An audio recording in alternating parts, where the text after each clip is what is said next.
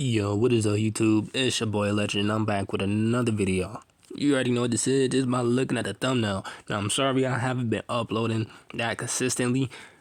Man's leg been giving them the worst time. But it's starting to get better, so I'm starting to upload again. But without further ado, let's just get into this intro so we can start this. What if? I put out all this art, it's my only medicine, yeah. Everything I do, I'm just being genuine, yeah. I'm sick of being screwed, feel my own adrenaline, yeah. I do just what I do, and I hope you let me in, yeah.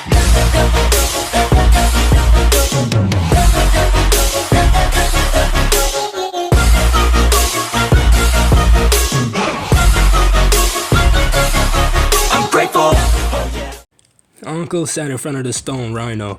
She held a kunai in her hand as she played with it like a child would play with a toy.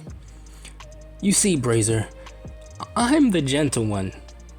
I'm losing my patience with you not playing nice. Pretty soon, I'll let my subordinate do the interrogation, and that's something you don't want. I seen him nearly rip a man's lips from his face one time. Brazier only laughed as he looked at Anko, then at Naruto. You mean this weakling? I wonder what he was planning to do with those lips. And you say subordinate.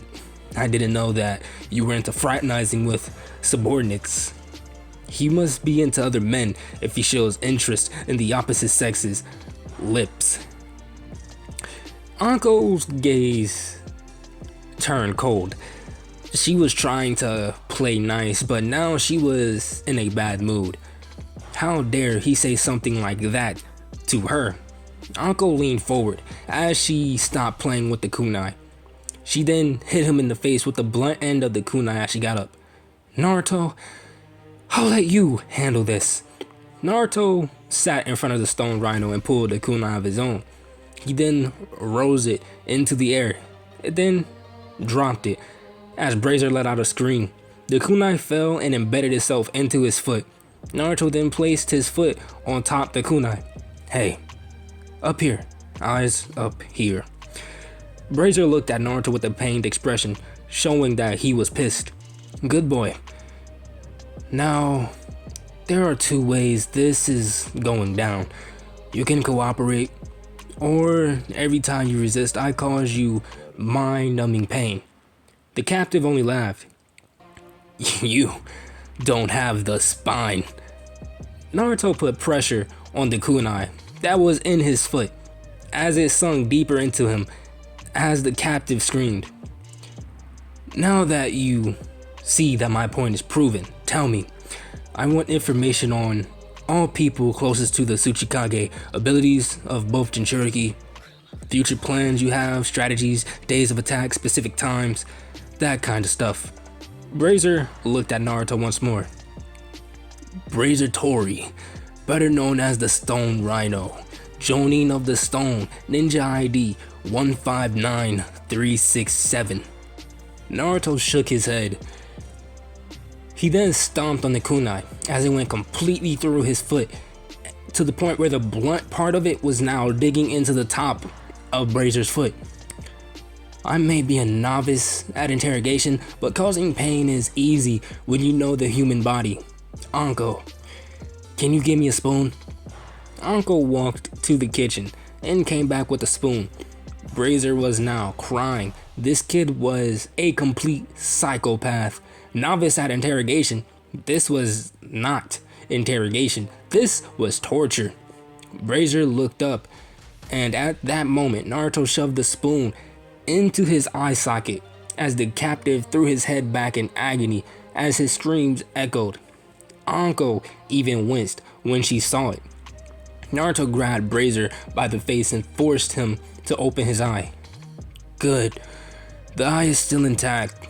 The spoon slid perfectly in between your brow and your eye. Now, here's what's gonna happen. My patients are running thin. Tell the truth, you keep your eye. Even though it will forever be lazy, Refuse and your eye will, well, be gone. Meanwhile, Sasuke jumped back from Itachi, who smiled. If that is all you have, Sasuke, then I'm disappointed. Maybe you don't have enough hate. Maybe you need a reminder of your purpose. Itachi activated his Mangekyo Sharingan. The left eye began to turn into the eternal Mangekyo Sharingan. Tsukuyomi. Sasuke found himself back in the Uchiha compound as Itachi was in front of him. Shisui had the strongest Sharingan, one that let him control people with only the slightest of influence. You may have awakened the Mangekyo Sharingan yourself, but I have Shisui's left eye. So you won't leave this genjutsu until 72 hours have passed. Sasuke found himself to be stuck. He couldn't break the genjutsu every time he tried. There was something tugging at the back of his mind, telling him not to. Itachi was forced to release the jutsu in the end when he saw a foolish sight through the eye of one of the crows that he left behind. Sasuke fell to the ground, panting, while Itachi turned to his partner. Kisame, we're leaving. Kisame jumped back from Jiraiya and Ujiyo with a disappointed expression. Come on, Itachi. I was having fun. Itachi shot Kisame a glare. That said, this isn't up for debate, as Kisame got the message. Fine. I'll stop. With that, both Akatsuki members left the scene as Sasuke stood back up. They all felt familiar chakra signatures approaching. It turned out to be Sai, Asuma, Choji, Ino, and Neji, as the two squads briefed each other on what was happening. Meanwhile, in Suna, Tamari was having a conversation with Kakashi about Gaara. For some reason, he kept asking questions about him that he was supposed to know already, but she brushed them off. She then excused Kakashi from her office and he left. But when he exited the office, his body morphed into a white Zetsu and faded into the ground. He then reattached to black Zetsu as the two made their way to the Hidden Rain. Leader-sama, we have information on the One Tail. He is currently located in the Leaf Village, under their protection till further notice. Pain continued to look over his village, at the rain pouring down with Konan by his side. So, he's in the Leaf. They currently have 2 Biju in their possession, and their defenses is a lot better than others. This one will take more effort. I'll send Deidara, Kakazu, and Kisame. I want them to depart in 3 days. Zetsu nodded and sunk back into the ground.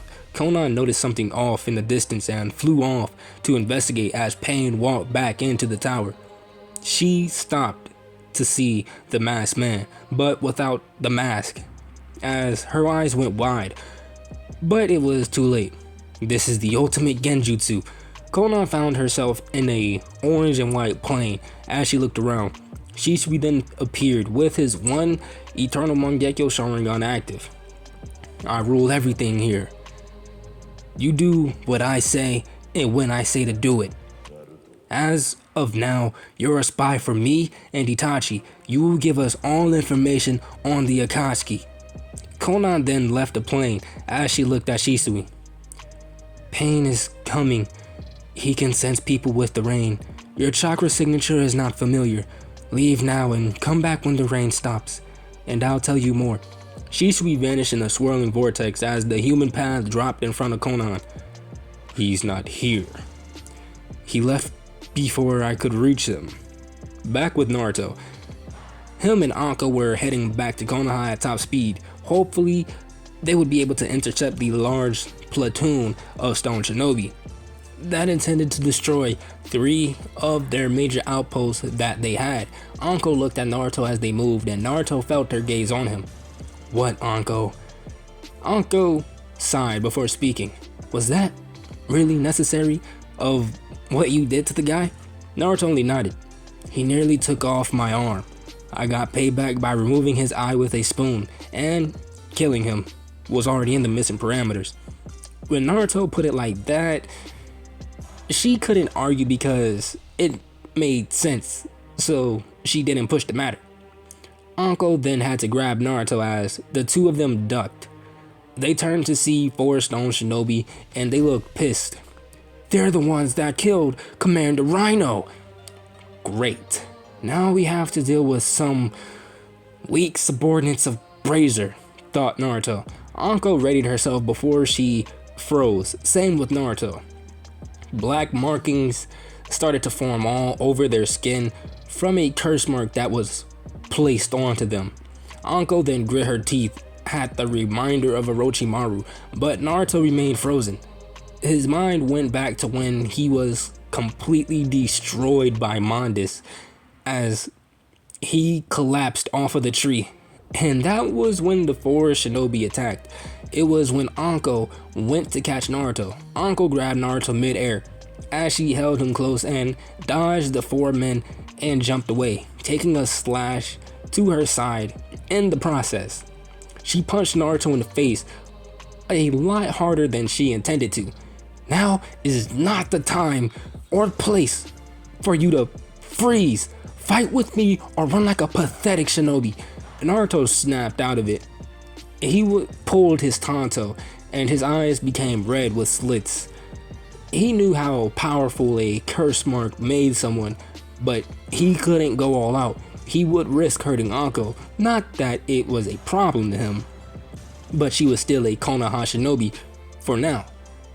He had no doubt that she would turn traitor. Anko pulled some smoke bombs and threw them at the four attackers as they jumped away. Naruto then burst out of the smoke, and for the second, the shinobi saw Minato Namikaze as Naruto ripped through the throat of one of them. He was focused and his guard was up. This was him at his peak. This will not be a repeat of last time. His eyes darted between the remaining three, looking like a red blur. It was almost like a Sharingan. Anko jumped down from a tree above, plunging a kunai into the back of one's neck.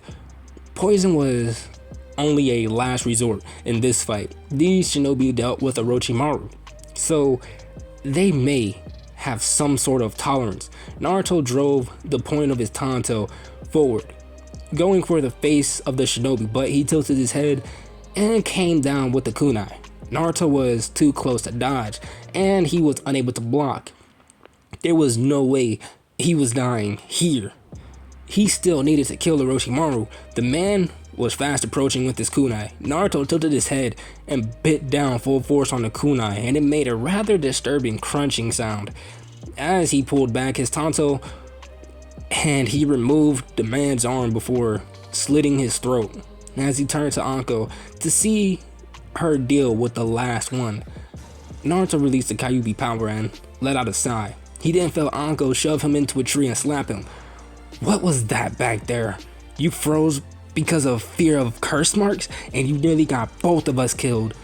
Naruto looked away and she grabbed him by the face and forced him to look at her. That was unacceptable. You may have PTSD or whatever, but if it's that bad, then go on leave of absence. You will not end up hurt under my orders. Anko jabbed him in the chest with a finger. Naruto looked away once more. I don't know why you even care. You didn't see what I saw. Anko slapped him as tears started to well up in her eyes, but Naruto didn't notice because something inside him snapped. He grabbed Anko by her throat and pushed her against a tree as a single tear ran down the side of his face. I don't know why you even give a damn. You don't care about me. You just pity me for the shit life that I lived early on. You know nothing about me.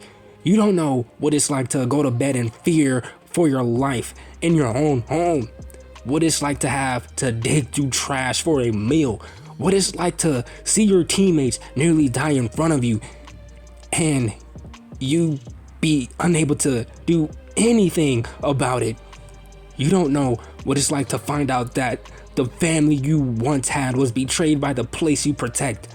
I have a reason to fear that thing on your neck. It's because it nearly killed me and my team. Anko looked at him with tears in her eyes. Why are you taking all of this out on me? As far as I know, it's not me that you despise, but it's what's placed on me. You're not the only one who had a bad life. Because I was naive and dumb, I didn't realize what I was getting myself into. My original Jonin sensei was Shishio Inuzaka, but I decided to take an apprenticeship under Orochimaru. Anko felt the grip on her neck tighten. That one choice I made was the cause of my life as it is. I idolized him. I wanted to be like him, would have given the world for him. But he hurt me just as he hurt you, if not more. A year after my apprenticeship with him started, I turned 14 and he decided to take me on a 1-year training trip. He claimed he was going to teach me as much as I was willing to learn, from his fighting style to how he thought to how to go about getting information. Flashback. A 14-year-old Anko and a Jonin Orochimaru hopped from tree to tree. Anko had a huge grin on her face. The two of them were near the border of Mizunokuni as they stopped at a hut that Orochimaru owned. This is where we will stop for now, Anko-chan. Anko nodded as the two dropped down as Orochimaru suddenly lashed out at her. Anko smirked. Her sensei always did this. He would randomly lash out at her to test her, and over time she would get used to it. After a while, the two stopped and went inside, as Orochimaru soon left saying he had business to take care of. A long while later, Orochimaru burst through the door, and the sound of struggling and dragging was heard. She went to see what it was, and it was her sensei, and he was dragging a gagged and tied Miss Jonin as he dropped him onto the cold wood floor. Anko-chan, I came up with one more test for you before I give you a gift I've been working on. You see, this Miss Ninja attacked me while I was on my way back. I was going to kill him, but I thought I'd give you the honor. Anko looked at Orochimaru. She was infatuated with him, and she did pay attention to detail. And as she looked at her sensei, there was not a single scratch nor scuff on him. He looked exactly the same, besides a few stray hairs that were out of place. The entire time, the Miss Jonin pleaded, begging for his life. Anko looked between the two as Orochimaru smiled. Anko wasted no time as she pulled the kunai and wasted no time as she flicked the kunai, embedding it into the head of the Miss Jonin. Orochimaru grinned and cocked his head to the side and looked at Anko. She stood there before she fell to her knees and started to hyperventilate. Orochimaru grabbed the kunai out of the man and placed a hand on Anko's shoulder to calm her down. I believe this belongs to you, Anko-chan. Orochimaru handed her the kunai as she took it with shaking hands. Sensei, can I have my gift now? Orochimaru chuckled as he spoke. The first time is always painful, Anko, but you will remember this. You will harden your heart to this. Now, go eat before I give you this gift. It's one that will take a lot out of you. Anko nodded as she went to go eat, and an hour later, she was standing in front of Orochimaru, and for the first time, she saw a sick gleam in his eye. His neck then extended as he bit Anko on her neck. As she dressed back in pain, clutching her burning neck, she screamed. As Orochimaru looked down at her, She was twisting and writhing on the floor. I don't know if you will survive this, but this will be painful. But in the end, it should give you more power. Orochimaru then left the hut, as a lot of malicious thoughts ran through Anko's mind, thoughts that usually never entered her. She thought of killing, stealing, and causing pain. Orochimaru didn't come back for her until 2 days later, when Anko was pale and drained on the floor. End of flashback. That's not even everything he did.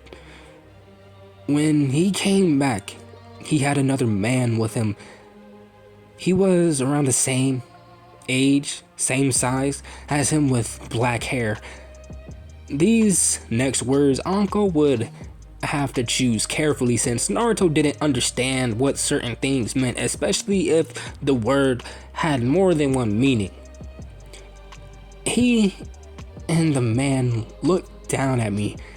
I was barely even conscious, but I didn't miss the look of surprise on Orochimaru's face when he saw that I was still alive. He and that man forced me onto my weak legs, and then Anko was unable to finish. Naruto removed his hand from her neck and covered her mouth. Don't finish that story. It'll cause the both of us pain hearing the sick things that he does. We should start moving. Meanwhile, Shisui stepped out of a swirling vortex as he sat down on a small rock. He looked down at his wrist as though he was wearing a watch before he laid back. Minutes later, he stood and placed on his orange mask as a few stone shinobi dropped down from the trees. He counted at least 20 of them. I'd turn around and leave if I were you. That's the only way all of you will live to see tomorrow. One of the Jonin snickered. Like one person can take on a platoon of 20 strong. Shisui walked over to a tree and pulled a kunai. He then stuck it into the tree and turned. By the time this ray of sun hits this blade, you all will be dead or badly crippled. That gives you all 3 minutes at best. A leaf then fell in front of Shisui as it passed the eye hole in the mask. By the time the leaf passed Shisui, he was gone. Where did he go? He was just there. Everyone started to look around in panic. There was then a scream, followed by a sick snapping, and they turned to see Shisui ripping a man's arm out of its socket before kicking his knee out with a wet pop and plunging a kunai into the stomach of the man and then vanishing again. He's alive, but barely. You should leave and get some help. The voice came from everywhere. As they looked around in fear, one ninja went to step forward only to hear a clicking sound. He looked down and saw a metal can with a tag on it before his eyes widened. Boom. The blast took out 5 more, sending metal shrapnel everywhere. That makes 6, 5 of which are damaged beyond repair. There was then a piercing sound, followed by gurgling, before another boom. Exploding clones are one of the most deadliest jutsu if used properly. You all have 1 minute left. Everyone was frozen. This guy took out 12 of them in the span of 2 minutes. None of you have made any attempt to move. Maybe I need to remind you of the position you're all in. There was a black blur before 4 bodies fell to the ground with a thud. They all turned to see him, standing with a Tonto. Who are you? Shisui took off the mask and showed his one Sharingan. Shisui Uchiha, better known as Shisui of Teleportation, former captain of Squad 11 for Konoha Route Operatives. And now that you know my identity, you all will die. But guys, I'm going to end it off right there. If you guys enjoyed the video, make sure to hit that like button, subscribe while you're at it. But without further ado, I'm out, and I'll see you guys in the next one. Peace.